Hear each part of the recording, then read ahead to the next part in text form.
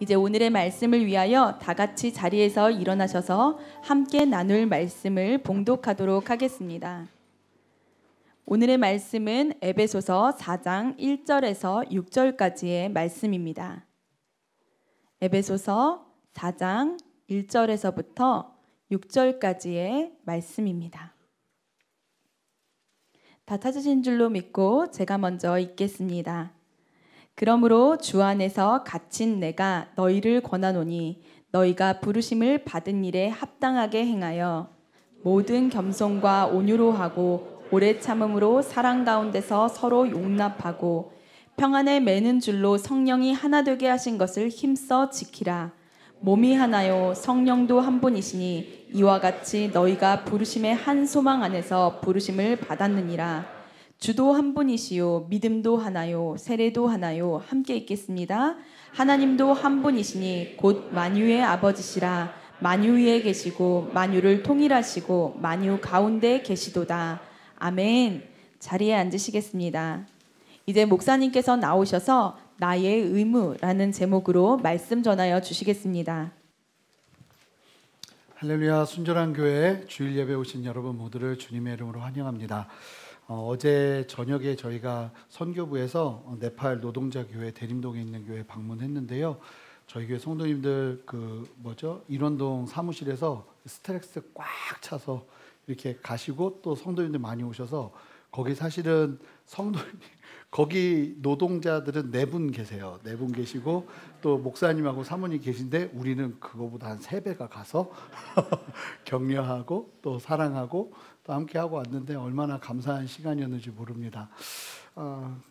너무 안타까운 소식 우리가 들었죠. 어제 제가 밤에 설교 준비하다가 50명 정도가 사망했다고 이야기 들었는데 오늘 아침 일어나 보니까 149명, 그리고 오늘 예배 드리기 전에 보니까 151명의 젊은이들이 어떻게 이렇게 죽을 수 있을까 싶은데 그냥 골목에 10만 명 정도가 그날 이태원에 모였다는데 골목에 사람이 꽉 껴서 사람을 끄집어낼 수가 없을 정도로 압사돼서 특히 여성분들이 70%예요. 사망하신 분들이.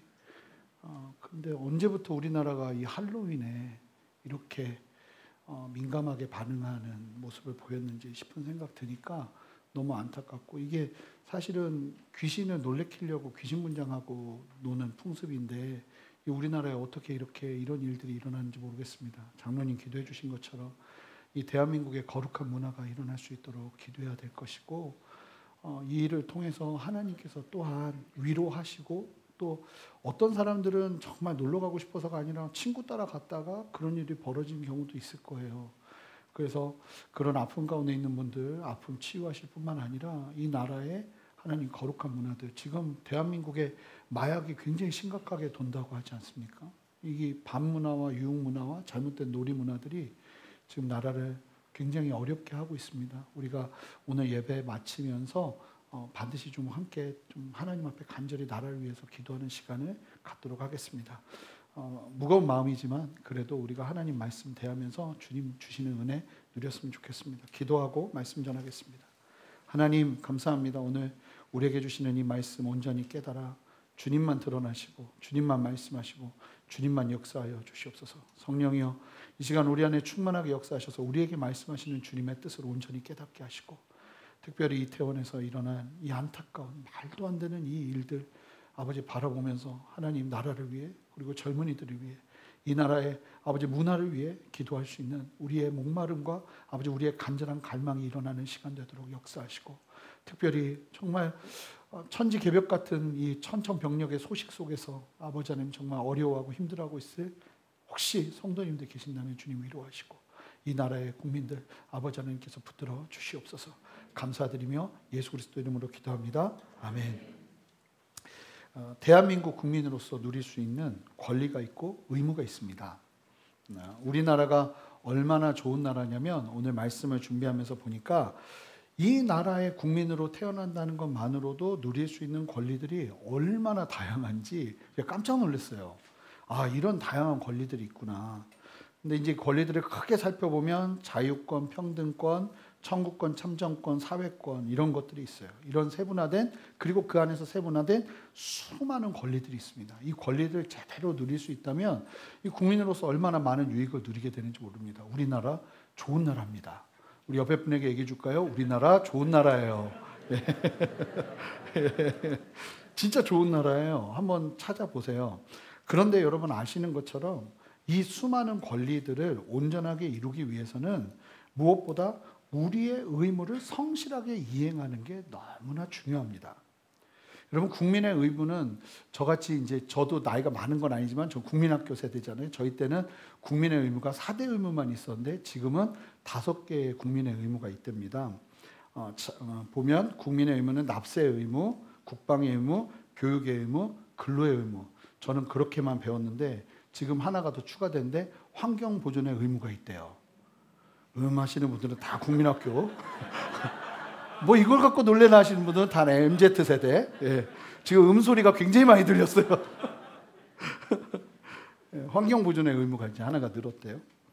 중요한 건 권리와 의무가 개인의 삶 속에서 균형을 이루어 행하는 것이 너무나 중요하다는 겁니다. 국민이 의무를 지키지 않으면 어떤 일이 벌어지냐면 개인의 권리도 보장받을 수 없게 되고 더 나아가 국가의 발전도 어려워집니다. 당연한 일이죠. 그래서 정말 온전한 권리를 누리려면 모든 국민들이 각자가 가지는 의무를 최선을 다해서 수행하고 이행해야 합니다. 그런데 우리의 신앙도 똑같습니다. 레위기 26장을 보시면 하나님께서 하나님을 따르는 백성들에게 주시는 권리와 유익을 약속하시는 말씀이 있는데 26장 4절부터 13절까지 엄청난 축복이 그 약속 안에 담겨져 있어요. 그래서 4절부터 13절까지 계속 나오는데 하나님께서 어떤 약속을 주시냐면 하나님을 경외하고 하나님을 바라보는 하나님의 백성들에게 주시는 권리와 유익이 이와 같아요. 철 따라 비를 주시고 밭의 나무는 열매를 많이 맺게 되고 음식을 배불리 먹고 안전하게 거주할 거라고 말씀하십니다. 3,500년 전에 이것만큼 좋은 건 없습니다. 땅에 평화가 임할 것이고 사나운 짐승의 공격도 없을 것이라고 합니다.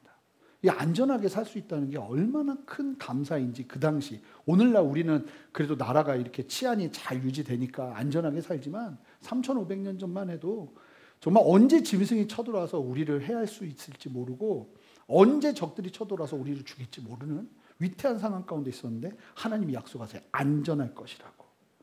평화가 임할 것이고 심지어는 만약에 적들이 쳐들어오면 하나님이 어떤 약속을 하시냐면 내가 5이 100을 쫓게 하고 너희들 5이 100을 쫓게 하고 100이 모여서 만을 쫓는 역사를 경험하면서 승리하게 할 거니까 걱정하지 말라고 하세요.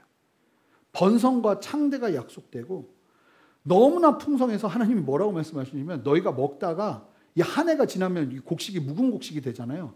그러면 새로운 곡식이 너무 많이 와서 묵은 곡식을 치워버리고 새로운 곡식을 먹게 될 거라고. 이런 약속을 하시면서 하나님의 백성들이 누리게 될 유익을 약속하십니다. 이 정도의 역사가 펼쳐지면요. 이보다 더 좋을 수는 없다 해요. 그런데 이런 유익이 그냥 주어지는 게 아닙니다. 이런 유익을 얻기 위해서, 이런 권리를 누리기 위해서는 하나님께서도 분명하게 하나님의 백성들에게 의무를 말씀하세요. 우리 레위기 26장 1절부터 3절인데요. 한 목소리로 읽습니다. 너희는 자기를 위하여 우상을 만들지 말지니 조각한 것이나 주상을 세우지 말며 너희 땅에 조각한 석상을 세우고 그에게 경배하지 말라. 나는 너희의 하나님 여호와임이니라. 너희는 내 안식일을 지키며 내 성소를 경외하라. 나는 여호와이니라. 너희가 내 규례와 계명을 준행하면, 여기서 말씀하시는 것처럼 하나님께서 그 권리를 누리려면 반드시 이 의무를 이행해야 된다고 말씀하세요. 우상 섬기지 말고 안식일을 지키고 예배의 처소를 경외하라고, 하나님 예배하는 자리를 정말로 중요하게 여기며 살으라고. 그렇게 하나님의 규례와 계명을 지키며 나갈 때, 즉 하나님의 백성으로서의 의무를 성실하게 지켜나갈 때 비로소 참된 권리를 누리게 될 것이라고 약속하시는 하나님을 볼 수 있어요. 그만큼 의무는요, 우리에게 중요한 것입니다. 지혜로운 신앙은 권리보다 의무에 초점을 맞추는 것입니다. 많은 사람들이 예수 믿으면 뭐가 좋은지 그것만 봐요. 아, 예수 믿으면 이게 좋아. 예수 믿으면 이런 은혜가 있어. 그런데 사실은 거기에 초점을 맞출 게 아니라 예수를 믿게 된 다음에 살아가야 될 삶의 의무를 정확하게 누리면 그 열매는 그냥 따라오게 돼 있어요. 그러니까 우리가 지혜로운 신앙인이라면 어디에 초점을 맞춰야 되냐면 의무, 주님께서 우리에게 말씀하시는 의무들에 초점을 맞추고 나가기 시작하면 결과는 따라오게 돼 있다는 거예요. 저와 여러분 모두가 하나님이 말씀하시는 이 신앙의 의무에 초점을 맞추시는 은혜를 누리시기를 주님의 이름으로 축복합니다. 이 베드로전서 어제 토요일 말씀에도 보면 1장 13절부터 21절에서도 이 예수님을 믿고 거듭난 백성들이 어떻게 살아야 되는가 성경은 분명하게 얘기해요. 마음의 허리를 동이고 근신하는 자세로 살래요. 마치 6월절 백성들이 하나님께서 이스라엘 백성들이 출애굽할 때요. 양을 잡아 먹잖아요. 6월절에 어린 양 피를 문설주로 바르고 양을 먹을 때 어떻게 먹으라고 하셨냐면 허리를 동이고 신발을 신고 지팡이를 집은 상태에서 고기를 먹으라고 하세요. 왜냐하면 언제든지 움직여야 되는 거예요. 하나님이 이때다 하면 움직여야 되는 거예요. 그런 자세로 예수 믿고 나서 살아야 된다는 거예요. 예수 믿고 난 이제 괜찮아 하고 허리띠 풀면 큰일 나는 거예요. 우리는 죽을 때까지 주님이 주시는 사명 감당하면서 성령께서 말씀하시면 순종할 준비를 하고 귀를 쫑긋 세우며 살아가야 될 의무가 있는 거예요. 그걸 도전하세요. 그리고 심판주로 오실 예수님께서 우리에게 주실 은혜를 기억하라고 하시고 마지막으로 사욕을 따르는 것이 아니라 성령을 따르며 거룩한 삶을 살아라. 죄 짓지 말라는 게 아니에요. 죄 지을 수 있어요. 그럼에도 불구하고 사욕을 따라 사는 것이 아니라 성령을 따라 살아가면서 주님 점점 닮아가라고 도전하는 것이죠. 우리가 예수님을 믿는다 하면서 하나님께서 주시는 권리만 유익만을 바라보면서 정작 하나님께서 우리에게 말씀하시는 성도로서의 의무를 간과한다면 생각하고 싶지 않은 결과가 펼쳐질 수 있습니다. 그리고 여러분 주님께서 우리에게 말씀하시는 의무를 여러분 어떤 관점으로 바라보느냐가 굉장히 중요해요. 굉장히 여러분 기억하셔야 되는 이건 말씀으로 새기고 진리가 이렇게 얘기하니까 내가 믿어야겠다 하고 믿음으로 그냥 취하셔야 되는 말씀인데 마태복음 11장 28절부터 30절 말씀이에요. 예수님께서 말씀하시는 내용이에요. 자, 한 목소리로 힘차게 여러분들이 읽어주시기 바랍니다. 시작.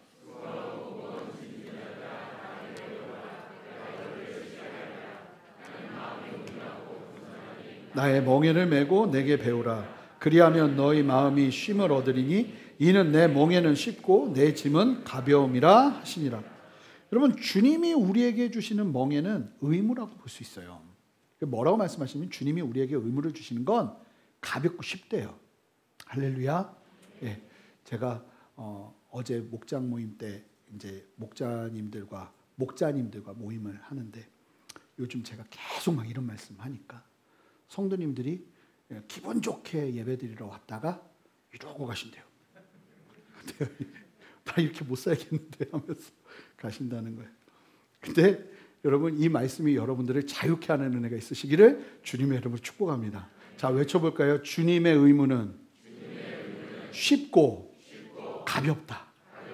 여러분 진짜 이 사실을 온전하게 믿으면서 나가시기 바라요. 그 마음으로 오늘 말씀을 좀 대했으면 좋겠어요. 사실은 이 의무들을 잘 살펴보면 마음만 바꾸면 누구라도 할 수 있는 거예요. 성령 안에 있으면 누구라도 할 수 있는 거예요. 공부 많이 안 해도 할 수 있고 돈 많이 없어도 할 수 있고 그냥 주님 사랑하면 누구라도 할 수 있는 거예요. 자, 오늘 말씀을 이제 함께 볼 텐데 에베소서 4장의 시작입니다. 몇 번 반복해서 말씀드렸지만 에베소서는 전반부와 후반부로 나눠져 있고 1장부터 3장은 이론편이에요. 구원이 무엇이고 우리가 어떻게 구원을 얻었고 교회는 무엇인가 하는 부분을 이론적으로 쭉 설명하는 거예요.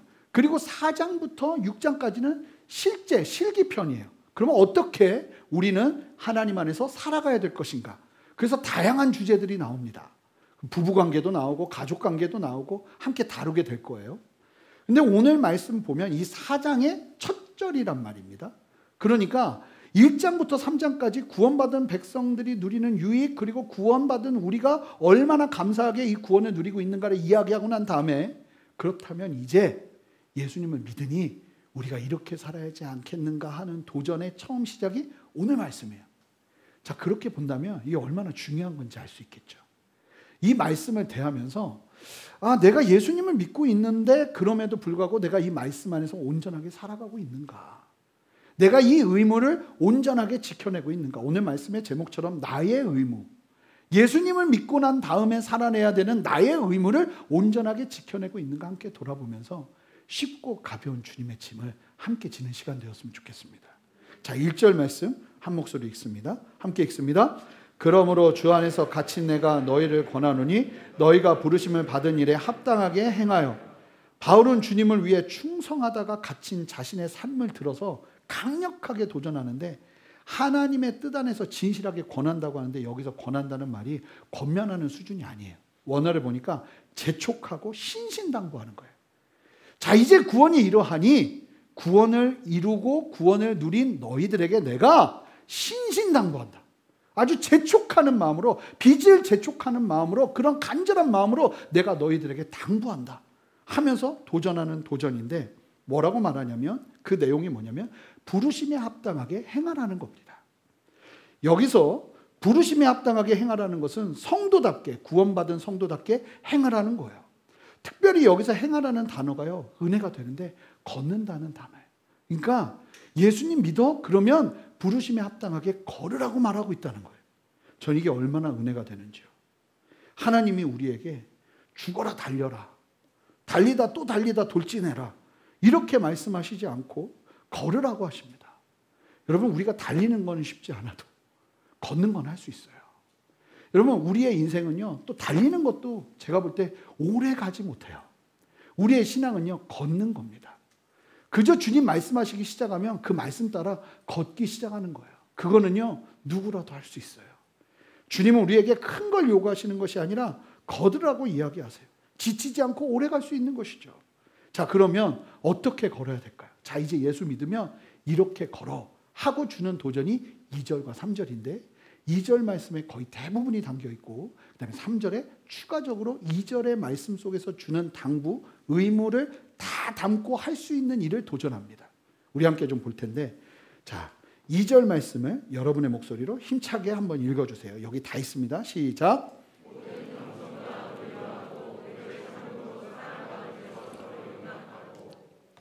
이 2절에서 예수 믿는 사람들이 행해야 되는 의무 5가지를 말해요. 자, 5가지의 걸음을 무조건 걸어야 돼. 이거는 선택이 아니라 예수 믿으면 무조건 해야 되는 거예요. 아시겠죠? 선택사항이 아닙니다. 첫 번째, 겸손의 걸음입니다. 성도들은 모두가 한 명도 예외 없이 겸손의 걸음을 걷습니다. 겸손이라는 단어의 뜻이 마음이 낮다는 의미입니다. 다른 게 겸손이 아니라 빌립보서 2장 3절처럼 오직 겸손한 마음으로 각각 자기보다 남을 낮게 여기는 겁니다.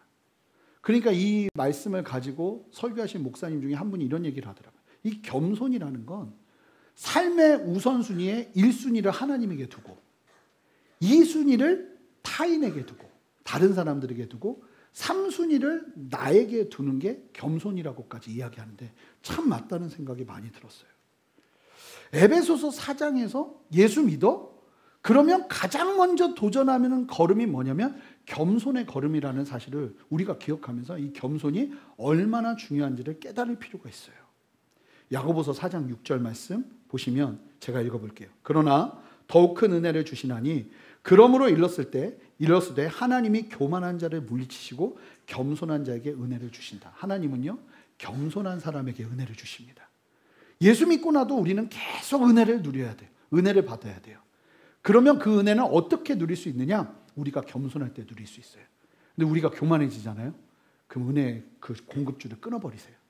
그리고 물리치신대잖아요. 굉장히 위험해지는 거죠. 어떤 상황에서든 우리는 누구보다도 낮은 자세로 있는 게 우리의 자세여야 해요. 세상의 어떤 지위도 교회 안에서 아무 의미 없어요. 그냥 주님 안에서 서로 낮아지려고 노력하는 교회가 돼야 이 교회가 건강하고 아름다운 거예요. 가족들 안에서도 마찬가지예요. 서로가 낮아지려고 해야 거기가 건강한 가정이 되는 거예요. 자, 두 번째, 2절 말씀을 다시 한번 보여주시면 두 번째 우리가 걸어야 되는 성도의 걸음은 온유의 걸음입니다. 온유의 걸음. 자, 이 온유를 성경에서는 얼마나 중요하게 강조하냐면 이 고린도전서 13장에 보면 사랑을 이야기할 때 사랑은 온유하다고 이야기해요. 성령의 9가지 열매 중에 온유가 하나로 언급이 됩니다. 이게 성령의 열매인 거예요. 그래서 성도들에게 반드시 드러나야 하는 캐릭터가 온유인데요. 온유가 무엇일까요?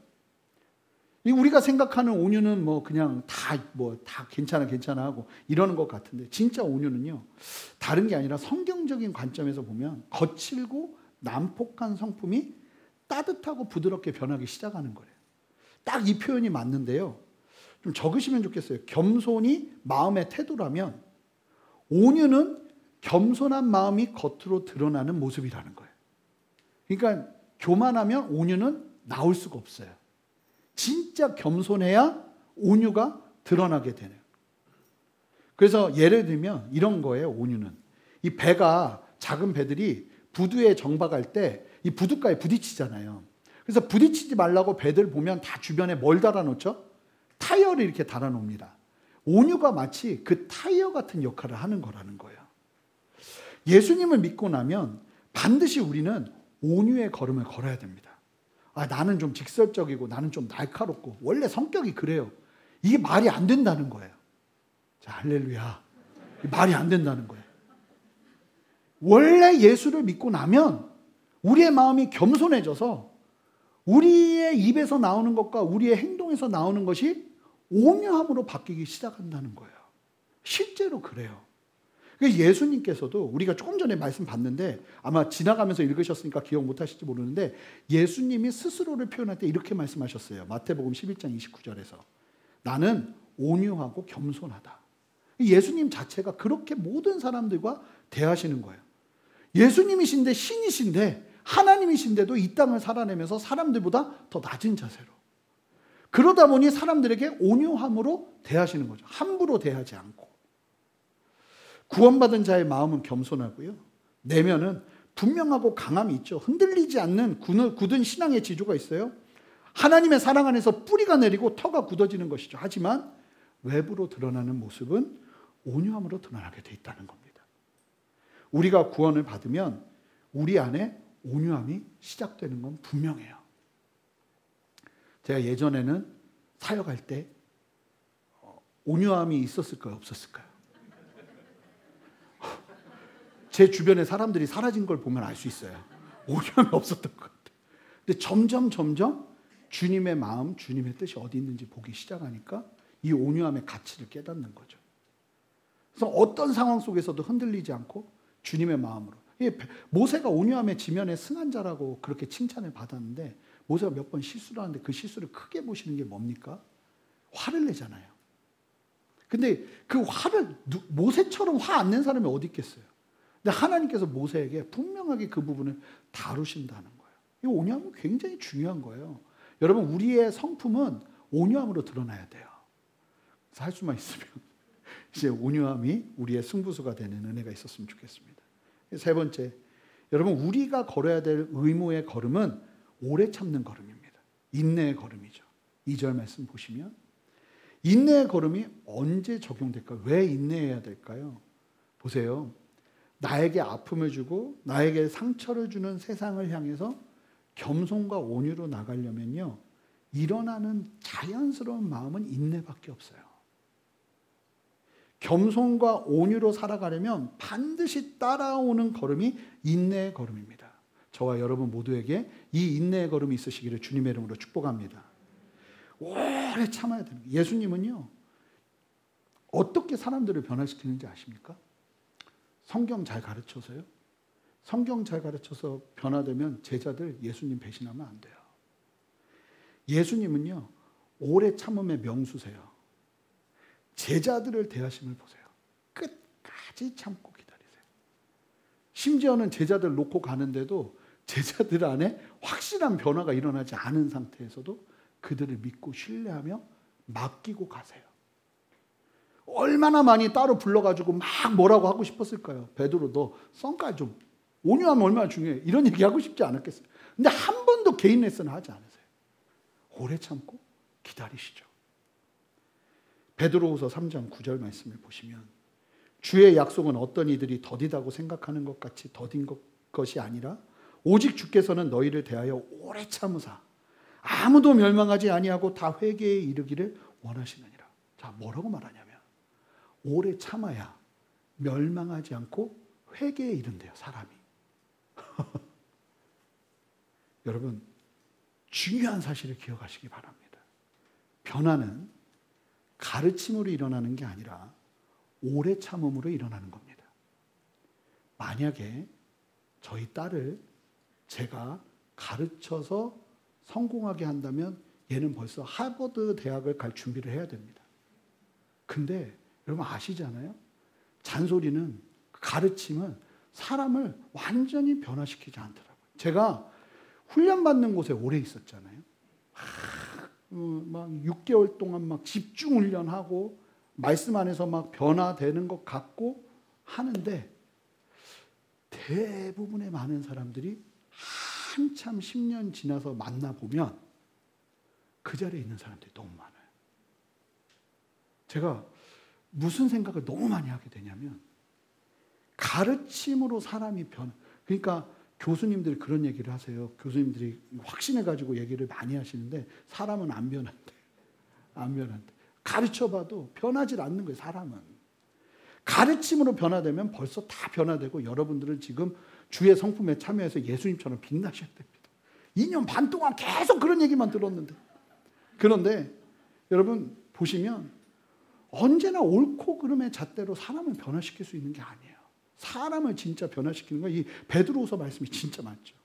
하나님이 우리를 대해 오래 참으셔서 우리가 구원을 누리고 변화가 일어났다는 거예요. 여러분 이 오래 참음의 은혜를 누리시는 저와 여러분 되시기를 주님의 이름으로 축복합니다. 제가 가정에서 부모님과의 관계에 큰 변화를 가져온 거. 저는 아버지랑 사이가 너무 안 좋았어요. 그래서 말씀 여러 번 드렸잖아요. 아버지랑 싸우면 아버지가 집 나가신다고. 대단한 아들입니다. 아버지한테 져본 적이 없어요, 저는. 그런데 그 아버지와 어머니의 관계 안에서 제가 회복됐던 가장 큰 이유가 뭐냐면 어느 날 알게 됐어요. 저분들이 나를 징하게 참으셨다. 정말 말도 안 되는데 나를 기다려줬구나. 이 신뢰가 딱 들어오니까요. 그 다음부터 어떤 일이 벌어지냐면 그분들이 아니라고 할 때는 이유가 있겠지 하는 신뢰가 생기더라고요. 그러면서 제가 그분들과의 관계에서 변화가 일어나더라고요. 그분들이 저한테 그때마다 곧바로 너 이거 하면 안 돼. 너 이거 하면 안 돼. 만약에 그렇게 말씀하셨다면 저는 제 성격상 하지 말라고 하는 것만 하면서 살았을 거예요. 그런데 하나님도 마찬가지. 예수님 믿자마자 너 이거 하면 안 돼. 저거 하면 안 돼. 이러면서 우리를 이끄시는 게 아니라 마치 무시당하는 것처럼 기다리고 오래 참으세요. 그리고 한참 지나서 때가 돼서 하나님의 음성 들을 때 되면 그때 한마디 던져주시면 눈물 팡팡 흘리고 돌아와서 하나님 나 오래 참아주셔서 감사하다고 이러면서 사람이 변화되는 거예요. 여러분 오래 참음의 역사는 예수 믿는 사람 모두에게 일어나야 되는 거예요. 여러분들 안에 오래 참음으로 승리하시는 저와 여러분 되시기를 주님의 이름으로 축복합니다. 네 번째로 예수 믿는 사람들이 반드시 걸어야 되는 의무적인 걸음은 용납의 걸음입니다. 2절 말씀 보시면 저는요 특별히 이 용납의 걸음 앞에서 얼마나 많이 저를 돌아보고 이 용납이라는 게 이런 거구나라는 걸 사실 저는 이번 주 설교 준비하면서 처음 알았어요. 여러분 성도들이 예수님을 믿고 나서 용납의 걸음을 걸을 수 있는 건 예수님이 우리를 용납해 주셨기 때문이에요. 요한 1서 말씀 4장 19절. 여러분 예수 믿는 사람들의 삶에는 건강한 용납이 함께합니다. 이게 의무예요. 편협함에서 벗어나죠. 용납이라는 단어를 원어로 보니까 어떤 뜻이 있냐면 다른 사람을 있는 그대로 받아들이고 이해한다는 뜻을 가지고 있어요. 그리스도인들이 살아가는 삶의 방식이 달라요. 이때 내 생각만 옳다고 하지 않아요. 나중에 보면 나도 틀릴 때가 얼마나 많던가요. 그냥 말 그대로 용납해 주는 거예요. 그러니까 성경적인 용납은 제가 다 찾아봤거든요. 성경적인 용납은요 이런 거예요. 내 마음에 들지 않는 사람을 그냥 그대로 인정하고 받아들이는 거예요. 근데 중요한 게 있죠. 죄를 받아들이라는 게 아니에요. 죄는 우리가 죽기까지 싸워야죠. 그런데 죄가 아님에도 불구하고 나와 다른 차이들을 어떻게 대하는 게 필요하냐? 용납하는 게 모든 성도들에게 필요하다는 거예요. 그러려면, 이 용납이 일어나려면, 그러니까 불평하거나 고치려 하지 말고 있는 그대로 그 사람을 인정하며 받아들이려면 뭐가 있어야겠어요? 내가 겸손해야 되고 온유하고 오래 참아야겠죠. 그래야 용납이 나오는 거예요. 안 그러면 용납이 안 나와요. 내가 맞는데 어떻게 용납이 나와요? 겸손은 내가 낮아지고 내가 틀릴 수 있다는 생각을 항상 하는 거예요. 용납이란, 그래서 그 찰스 스윈들 목사님이 이 용납이라는 부분을 이 부분에 있어서 강의하면서 이런 얘기를 하더라고요. 용납이란 각자의 개성을 드러내도 비판받을 두려움이 없게 해주는 거래요.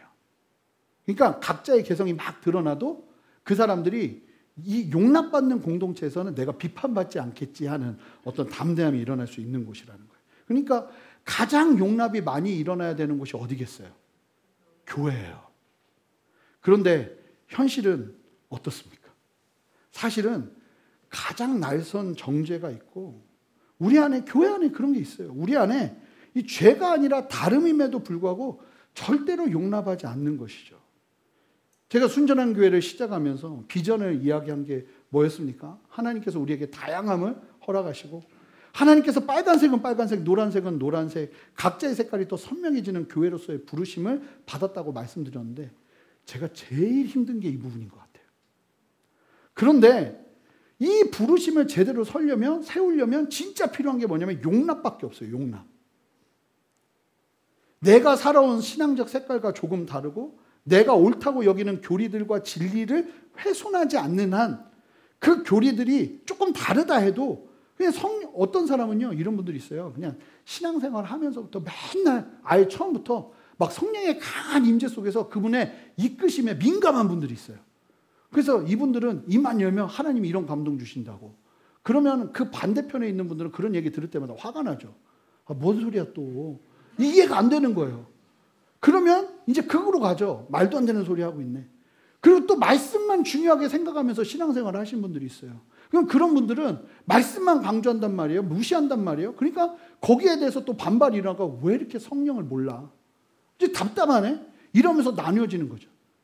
이런 진리가 아닌 견해들의 차이로 나눠지기 시작하면서 어떤 교단은 한 교단에 100몇 개의 교단이 나눠져 있는 거죠. 우리는 너무 쉽게 사람을 판단하고 정죄해요. 심지어는 복장마저도 우리는 너무나 쉽게 판단하고 정죄하는 거예요. 사실은 이게 딴 사람 얘기하는 게 아니라 바로 제 얘기하는 거예요. 저는요, 용납이 의무라는 걸 몰랐어요. 특별히 저희 애들이 주일날 옷 입고 갈 때마다 이게 뭐 항상 그런 건 아닌데 막 우라통이 치밀어 오를 때가 한두 번이 아니에요. 도대체 이 옷을 목사 딸이 왜 입고 갈까 싶은 마음이 막 들거든요.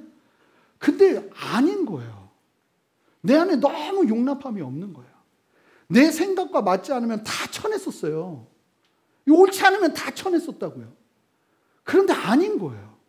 교회는 그런 곳이 아니라 성도들의 삶도 그런 곳이 아니라 나랑 좀 달라도. 여러분 인사하는 거 힘드셨죠? 주일 아침에. 어쩌면 이분들 중에 그 인사하는 것 때문에 늦게 오시는 분들도 있었을지도 몰라요. 아, 소리 났어요? 아, 충분히 그럴 수 있어요. 나는 인사하는 게 되게 힘들잖아요. 근데 어떤 분은 인사가 너무 인색하다 싶어서 인사 좀 했으면 하는 분들이 계세요. 여기서 뭐가 필요하냐면 용납이 필요한 거예요. 나는 불편해도 저 사람이 필요하다면 인사할 수 있는 거예요. 이런 은혜 안에서 교회가 용납이 넘쳐나는 곳이어야 하는데 지금 실상을 보자고요. 교회는 실수하면 안 돼요. 큰일 나요. 색깔 좀 다르면 바로 문제 일어나요. 목장에서도 좀 다른데 그 다름을 인정하는 게 얼마나 힘든지. 저는 성도님들을 목회적으로 상담해 드릴 때가 있거든요. 근데 그럴 때 보면 정확하게 한 70%에서 80%는 다 답을 아는데 오세요. 와보면, 이야기 나눠보면 답을 이미 다 아는데 왜 저를 찾아오셨을까 싶은 생각이 들어요. 답을 다 아시죠. 그런데 뭐가 필요할까요? 목회자의 용납이 필요한 거예요. 함께 울어주고 함께 웃어주고 공감해주는 게 필요한 거죠. 그때는 답을 다 아시니까 굳이 답을 이야기하는 것보다 그랬냐고. 저는 그런 말만 했는데 목사님 은혜 받았다고 이러고 가세요. 난 그랬냐고만 얘기했는데 무슨 은혜를 받은 거지? 용납이죠. 다른 사람한테 얘기하면 정죄당하는데 목사님한테 얘기하니까 목사님이 들어주니까 거기서 마음이 풀어지는 거죠. 이런 경우가 대부분이에요. 여러분 잘 보면 예수 믿는 우리가 용납에 가장 인색한 것 같아요. 여러분 용납은요 성도의 의무입니다.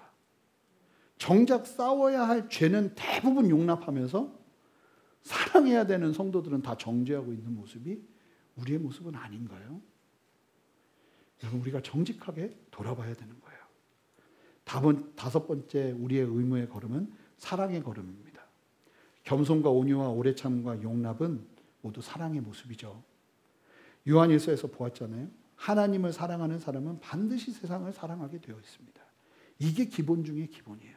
여러분 여기서 말하는 겸손과 온유와 오래 참음과 용납과 사랑으로 나아가는 그 의무를 다 지키는 성도들은요. 오늘 말씀을 보니까 방향성이 분명해요. 뭘 위해 살아가냐면 3절을 위해 살아가요. 자, 마지막 6번째 성도가 걸어야 되는 걸음 도전합니다. 3절 말씀 여러분들이 힘차게 읽어주세요. 시작. 자, 무엇을 지키라고 하나요? 평안에 매는 줄로 성령이 하나 되게 하신 것을 지키라고 해요. 여러분 가정도 보면 어쩌면 그렇게 똑같은 사람이 없는지 모르겠어요. 저희 아이들 둘 태교 똑같이 했거든요. 거의 비슷하게 했어요. 맨날 찬양 똑같이 불러주고 축복해주고. 그런데 태어나 보니까 비교체험 극과 극이에요. 그냥 완전히 달라요. 어떻게 이렇게 다르게 태어나는지 모르겠어요. 이 가정도 그런데요. 교회는요, 더 다양한 사람들이 많아요. 생각이 다 다르고, 성향, 사상, 철학, 가치관, 자라는 환경도 다 다른 사람들이에요. 그리고 더 놀라운 건 교회 아니면 이런 사람들을 같이 만날 일이 없어요. 이런 다양한 사람들이 모였는데 어떻게 연합할 수 있을까요? 근데 오늘 말씀을 보니 너무나 다른 우리들을 하나로 묶어주는 줄이 있어요. 그 줄이 뭐냐면 평안의 줄이에요. 자, 이게 무슨 말이냐면 이게 참 놀라운 말씀인데 여러분 각자가 건강하게 구원받고 겸손과 온유와 오래 참음과 용납과 사랑의 의무를 신실하게 순종하면서 이행하면서 가다 보면 각자가 추구하는 바가 점점 같아지기 때문에 겸손을 위하기 시작하고 온유를 위하기 시작하고 오래 참기 시작하고 용납하기 시작하고 사랑하기 때문에 어디서 평안을 누리냐면 분열되는 곳은 오히려 마음이 불편해요. 이런 사람들이 함께 모이면 연합을 이루고 하나됨을 이루는 자리에 가면 마음이 편안하고 그 일을 위해 힘쓰기 시작해요. 이 변화가 일어나게 된다는 거예요. 할렐루야. 나에게 맞는 사람만 찾아다니는 게 아니라 나와 다른 사람들조차도 하나됨을 이룰 때 누리는 평안이 너무나 분명한 거예요. 게다가 이 연합 하나됨이 뭐라고 말하냐면 성령께서 주도하시는 중요한 일 중에 하나예요. 성령께서 하시는 중요한 일은 첫 번째, 우리로 하여금 예수 그리스도를 구주로 믿게 하는 증인의 역할을 감당하십니다. 그래서 계속 증거하시죠. 두 번째가 뭐냐면 교회로 우리를 모이게 하셔서 하나됨을 힘써 지키도록 계속 도전하신다는 거예요. 여러분 사욕을 따라가는 게 아니라 우리 믿는 사람들은 성령을 따라 사는 삶입니다. 그렇다면 반드시 성령 안에서 무엇을 추구하기 시작하냐면 하나됨을 추구하기 시작한다는 거예요. 지금 옆자리 성도님들이 이렇게 한 번씩 좀 보세요. 한번 보겠습니다. 이렇게 보세요. 그리고 마음속으로 웃으면서 반드시 웃으면서 이렇게 얘기하세요. 달라도 나와 너무 다르다. 네, 이렇게 빨리 얘기해 보세요. 달라도 나와 너무 다르다. 네, 그냥 부부끼리 고개 막 이러고 있으면 안 돼요. 달라도 나랑 너무 다르다. 네. 많이 달라요. 예. 이게 사실이죠. 참 다른 사람들이 모였지만 성도들은 다른 어떤 자리보다 이 다른 사람들이 함께 모여 연합을 이룰 때 평안을 누리기 시작한다는 거예요. 저 예전에는 다른 건 있을 수가 없어요. 생각도 달라도 안 돼요. 같이 동역하는 사람들. 그래서 다르면 그거 주님 뜻 아니야. 막 주님 뜻이 도대체 뭔데 그렇게 아니라고 자신 있게 얘기했는지 모르겠어요. 주님 뜻 아니야. 이거 옳고 그름의 잣대로 자르기 바빴어요. 자르기 바빴어요. 근데 지금은요, 저의 영적인 어떤 모델링이 되었다고 말하긴 뭐하고, 그냥 황희정성이 그렇게 좋아요, 저는. 왜 황희정성이 좋아요? 황희정성 그랬대잖아요. 이 사람이 얘기하면 그 말도 맞다. 저 사람이 저 얘기하면 그 말도 맞다. 저랑 같이 사역해 보시면 알지만 많이 좀 답답하실 거예요. 여기서 이 사람 얘기하면 그 말도 맞네요. 저기서 저 사람 얘기하면 그 말도 맞네요. 전 그렇게 걸었는데 오늘 말씀을 들으면서 확신을 가졌어요. 내가 성령 안에서 올바르게 행하고 있구나. 제가 목회하면서 느낀, 배운 하나가 있다면 다른 게 아니라, 보니까요, 사람하고 관계할 때 목사가 틀려도 맞았다고 막 해줘야 될 때가 있더라고요. 이해되세요? 맞았는데 틀렸다고 해야 될 때가 있더라고요. 뭐를 위해서요? 연합을 위해서요. 흙과 백으로 사람들을 나누기 시작하면요, 교회는 못 살아남아요. 근데 주님이 우리에게 이게 의무라고 말씀하시는 거예요. 나랑 좀 생각이 다르고, 나랑 좀 마음이 다르고, 나눔하면 막 이상한 소리 할 수도 있잖아요. 그러면 막 힘들고 어렵죠. 부딪히죠. 저도 부딪혀요. 표현은 전혀 안 하지만 부딪힙니다. 그럼에도 불구하고 하나님께서, 성령께서 나에게 강력하게 말씀하시는, 주도적으로 이끄시는 그 연합을 향한 주님의 그 이끄심 속에서 나의 불편함과 나의 다름, 나의 그 걸리는 마음들을 십자가 앞에 내려놓을 수 있는 거예요. 죄가 아니라면. 앞으로 더 연합을 이루는 일에 초점을 맞춰야겠죠. 아직도 한참 멀었어요, 저도. 사실은 저는 용납이라는 거에 굉장히 인색한 사람인 것 같아요. 제가 빨간색은 빨간색이라고 하고 파란색은 파란색이라고 하는 교회를 만들어가고 싶습니다. 하나님이 말씀 주셨습니다. 하는데 빨간색이 나오면 회색으로 바꾸고 싶어요. 솔직한 마음이에요. 그 빨간색을 인정하는 게 쉽지가 않더라고요. 파란색을 파란색으로 인정하는 게 쉽지가 않은데 저는 이게 선택사항인 줄 알았단 말이에요. 저 어제 밤에 안 거예요. 아니네. 큰일 났네, 나. 어떡하지? 이제 앞으로 이거 의무사항이네. 나랑 좀 달라도 내가 이 사람들 다시 한번 죄가 아니라면 품고 가고, 좀 다른 사람들 함께 모여서 여기가 막 한 방향에 한 철학에 막 뾰족하게 막 나가는 게 아니라 저 여기가 그냥 두리뭉실했으면 좋겠습니다. 아멘. 두리뭉실, 서로가 서로를 이해하고 포용하고 용납하면서 그 걸음 걸어냈으면 좋겠어요. 주님이 우리에게 그리 말씀하신다는 거죠. 에베소서 4장을 시작하는데 성도들 어떻게 살아야 돼? 바울이 하고 싶은 말이 얼마나 많았을까요? 근데 바울은 이 얘기를 해요. 겸손하고, 온유하고, 오래 참고, 용납하고, 사랑하고, 니네 잘났다고 서로 얘기하다가 분리되지 말고 서로가 낫게 여기며 하나됨을 유지하고 성령의 그 도우심을 따라 그 마음을 지키기 위해 최선을 다해 나가라. 겸손과 온유와 오래 참음과 용납과 사랑과 성령께서 하나 되게 하시는 자리를 힘써 지키는 그 의무를 여러분들은 얼만큼 지키고 계십니까? 오늘 좀 결단했으면 좋겠어요. 우리 다 같이 일어서실까요? 우리 좀 어렵더라도 오늘 말씀 기억하면서 내가 떠오르는 사람들이 있을 거예요. 내가 용납해야 되는 사람, 내가 사랑해야 되는 사람, 내가 오래 참아야 되는 사람. 그 사람들과 또 우리를 한 자리로 부르신 하나님을 기억하면서 여러분 눈을 뜨시고요. 손을 옆으로 이렇게 뻗어주세요. 옆에 사람들 바라보세요. 그러면서 우리 형제의 모습 속에 보이는 함께 고백하겠습니다. 우리 좀 바라보세요. 힘드시더라도 한번 해봅시다. 형제의 모습 속에 보이는, 바라봅니다. 형제의 모습 속에 보이는 하나님 형상 아름다워라. 하나님 형상 아름다워라. 옆에 좀 바라보세요. 바라보세요. 존귀한 존귀한 주의 자녀 됐으니 사랑하면서. 우리 앞을 바라보고 두 손을 듭니다. 우리의 모임 중에 임하신, 우리의 모임 중에 이 하나님 영광 아름다워라. 하나님 영광 아름다워라. 존귀한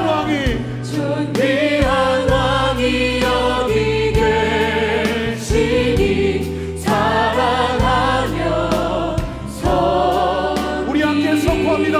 내 눈 주의 영광을 보내. 내 눈 주의 영광을 보내.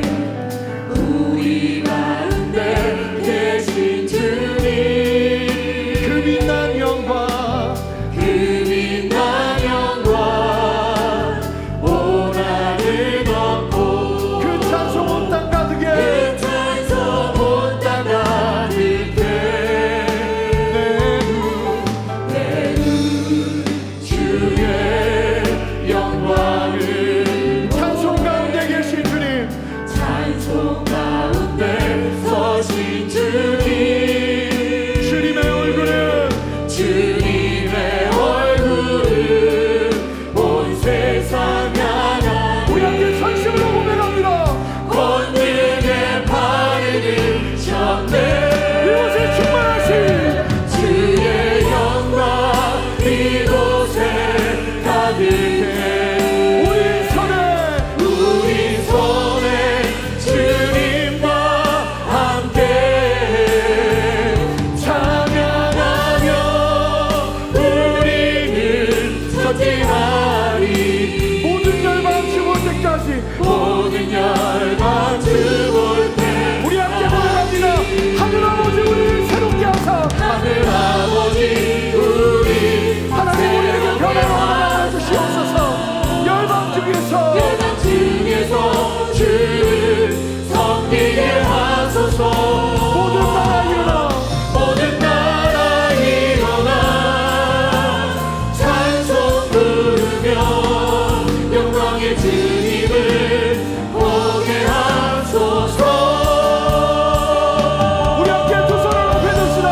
주의 영광, 주의 영광 이곳에 가득해. 우리 손에 주님과 함께 찬양하며 우리는 전진하리. 모든 열방 죽을 때까지. 우리 이 시간 먼저 좀 기도하기를 원하는데, 말씀 들으시면서 여러분, 우리가 예수를 믿고 난 다음부터 반드시 행해야 될 나의 의무는 겸손과 온유와 오래 참음과 용납과 사랑과 하나됨을 이루는 거예요. 이것들 중에 내가 놓치고 살았던 영역들이 있다면, 내 안에 하나님, 내가 용납이 없습니다. 쉽지 않습니다. 오래 참는 게 너무나 어렵습니다. 금세 분노하고 금세 참지 못하고 내 마음대로 행합니다. 하나님, 성령께서 내 안에 충만하게 역사하여 주셔서 다른 무엇보다 예수님이 나를 오래 참으시고 예수님이 나를 용납하시고 예수께서 이 땅에서 겸손히 온유함으로 행하셨다, 그 구원의 은혜를 기억하며 주님 앞에 이 모든 의무를 감당하기를 원하오니, 하나님 내 안에 가난한 마음 더하여 주시고 주님의 마음으로 나를 새롭게 하여 주시옵소서. 이 의무의 도전 앞에 순종하며 나가겠습니다. 주님, 나를 붙들어 주시옵소서. 함께 두 손을 들고 주님의 이름 간절히 부릅니다. 주님 부르며 기도합니다. 주여! 주님, 우리 안에 역사하시는 주님을 찬양합니다. 아멘. 주님 역사하시는 주님을 찬양합니다. 하나님 인도하시고 함께하여 주셔서 하나님의 마음과 하나님의 뜻을 전하게 드리며 주님 앞에 담대히 서는 은혜를 허락하여 주시옵소서. 하나님, 우리는 부족하고 우리는 연약합니다. 하나님, 내 안에 아버지께서 주시는 이 의무를 온전하게 드리며 주님 앞에 담대히 서기를 원하오니 주여 역사하여 주시옵소서. 하나님, 우리의 마음 가운데 주님의 마음을 더하여 주시옵소서. 하나님, 우리의 심령 가운데 주님의 마음을 더하시고 하나님의 뜻 가운데서 다시 한번 엎드리며 나갈 수 있는 은혜를 허락하여 주시기를 원하오니 성령이 함께하여 주시옵소서. 하나님, 우리 안에 충만하게 역사하시는 주님 함께하여 주시옵소서. 우리 안에 충만하게 전에 말씀하시던 주님 복하여 주시옵소서. 그리스도인을 행하시는 주님을 찬양합니다. 역사하여 주시옵소서. 함께하여 주시옵소서. 주님 은혜 베풀어 주시옵소서. 두 번째로 기도할 텐데, 여러분 의무를 지키지 못한 부분을 우리 주님 앞에 회개할 수 있다면 회개하며 나가는 시간 되기를 원합니다. 여러분, 내가 하나 되게 하신 자리를 힘써 지키지 못하고 오히려 분열하는 일들을 행했습니다. 하나님, 내가 겸손하지 못하고 교만한 삶을 살고 있습니다. 온유함으로 나아가지 못하고 제 성격이 원하는 대로 행하고 있습니다. 오래 참지 못하고 용납하지 못하고 사랑하지 못했습니다. 하나님이 의무를 내가 온전하게 누리며 주님 앞에 서기를 원하오니 지난 나의 삶을 예수의 보혈로 덮어주시옵소서. 하나님, 새롭게 하여 주시옵소서. 한 번 더 기도하며 나갑니다. 함께 기도하겠습니다. 하나님이 역사하시고 인도하시는 주님 보게 하시고, 아버지는 주님이 역사하시고 아버지는 함께 하시는 주님, 아버지 온전히 바라보며 하나님의 은혜 안에서 아버지 우리를 깨뜨리기를 원합니다. 성령의 역사하여 주시고 하나님의 은혜 안에 서게 하시고 하나님의 마음을 품을 수 있도록 주님이 역사하시고 함께하여 주시옵소서. 주님, 그렇게 우리 안에 세워나가시는 주님을 찬양합니다. 아버지는 삶으로 아버지 살아낼 수 있는 힘과 용기를 더하여 주시옵소서. 주님 역사하여 주시옵소서. 함께하여 주시옵소서. 주님, 우리 안에서 일을 행하시는 주님을 찬양합니다. 아버지 하나님, 한순간만 사는 심령 가운데 다시 한번 철저하게 돌이키고 하나님의 의무를 온전하게 취하며 나가시는 은혜를 허락하여 주시기를 원하오니 주여 함께하여 주시옵소서. 주님 은혜 베풀어 주시는 주님을 찬양합니다. 주님 역사하여 주시옵소서. 우리 함께 마지막으로 기도할 텐데 다 같이 두 손을 듭니다. 하나님, 이 나라 궁일이 여겨 주시옵소서. 이태원의 사태 속에서 아버지님, 이 나라가 가야 될 방향과 이 나라의 걸음을 주님 우리가 안타깝게 여기며 아버지님 문화를 위해 기도하고 젊은 세대를 위해 기도하고 이 나라를 위해 기도할 수 있는 열정들이 다시 한번 일어나게 하시고, 이런 안타까운 일들이 다시 일어나지 아니하도록 이 대한민국 주의 거룩한 물길로 역사하여 주시옵소서. 함께 주님의 이름 한번 크게 부르며 기도합니다. 주여, 주님 역사하시고 함께 하시는 주님을 찬양합니다. 주님 보시고 역사하셔서 아버지는 이태원에 살다는 주님 하나님의 은혜 안에서 하나님 이 나라가 아버지 거룩함으로 순결함으로 나아갈 수 있는 은혜, 거룩한 문화가 일어나는 은혜 허락을 주시기를 원하오니 성령이여 역사하시고 함께하여 주시옵소서. 그렇게 새 일을 행하시는 주님을 찬양합니다. 역사하시는 주님을 찬양합니다. 이끄시는 주님을 찬양합니다. 아멘. 주님 박수시옵소서. 하나님 앞으로 고통받고 있는 아버지 하나님, 이 나라의 백성들 마음을 불안해지 모르고 아버지의 마음과 방향으로 살아가는 아버지의 젊은 세대들 하나님 당신의 국민의 손으로 붙여주시고 하나님 지켜주시기를 원하오니 주여 역사하여 주시옵소서. 함께하여 주시옵소서. 아멘. 모든 열망 주볼 때까지. 존귀하신 주님 감사합니다. 오늘 우리에게 말씀하여 주시는 이 우리가 지켜야 될 의무, 구원받은 자들이 반드시 누려야 되는 이 의무를 누리며 하나님의 은혜와 하나님의 유익과 하나님께서 우리에게 주시는 권리들을 풍성하게 누리는 역사를 아버지 우리가 함께 누리기를 원합니다. 성령이여 충만하게 역사하여 주셔서 하나님, 예수를 믿음에도 불구하고 이 주님이 말씀하시는 명령 앞에 무감각하게 살아갔던 영역들 하나하나 돌아보게 하시고 주님 말씀 앞에 엎드리며 말씀이 그리 말한다 하면 하나님, 내가 중요하게 여기고 이 말씀을 따라 살아갈 수 있는 참된 순종을 허락하여 주시옵소서. 하나님, 이 나라의 젊은이들이 아버지는 그들의 열정과 그들의 마음과 그들의 허망함과 그 모든 것들을 풀어낼 길이 없어 참으로 안타깝게 방탕한 마음으로 아버지 하나님, 자기가 육신이 원하는 대로 나아가는 마음으로 살아가다가 아버지 하나님, 오늘날과 같은 안타까운 일들을 우리가 보게 되었습니다. 150명이라는 적지 않은 아버지 우리 젊은이들이 말도 안 되게 죽어가는 이 안타까운 현실이 단순하게 드러난 이 사건으로만 아버지 무마되는 것이 아니라 이 나라의 상황이요 이 나라의 현실임을 보게 하여 주셔서 우리 성도들이 나라를 위해 기도하고 아버지 젊은 세대들을 위해 기도하고 이 나라의 반문화를 바라보며 영적으로 대적하며 하나님의 마음으로 기도하고 거룩한 놀이문화와 거룩한 문화들이 이 땅을 덮을 수 있도록 기도할 수 있는 참된 은혜와 관심과 열정들이 우리 안에 시작되기를 원하오니 주여 역사하여 주시옵소서. 하나님, 특별히 우리 젊은 세대들 주의 보혈로 덮어주셔서 하나님, 마지막 세대에 약속하신 새벽 이슬 같은 주의 청년들이 주님 앞으로 나오는 역사를 허락하여 주시옵소서.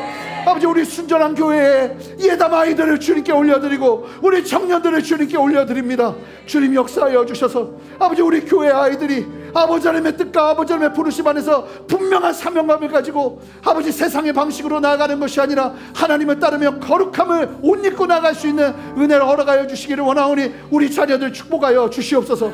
특별히 아파하고 있는 아버지는 고통 가운데 눈물을 흘리고 있는 우리 백성들의 눈물을 닦아주시고 다른 데 답이 있는 것이 아니라 예수 그리스도에게 답이 있음을 깨닫고 주님의 십자가 앞으로 나아오는 역사들이 일어나게 하여 주시옵소서.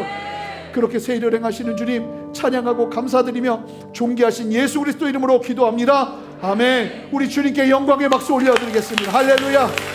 우리 함께 봉헌하며 주님 앞에 나갑니다. 믿음하여 그 위에 서리라. 하나님의 나라는 무너지지 않으니 믿음 다하여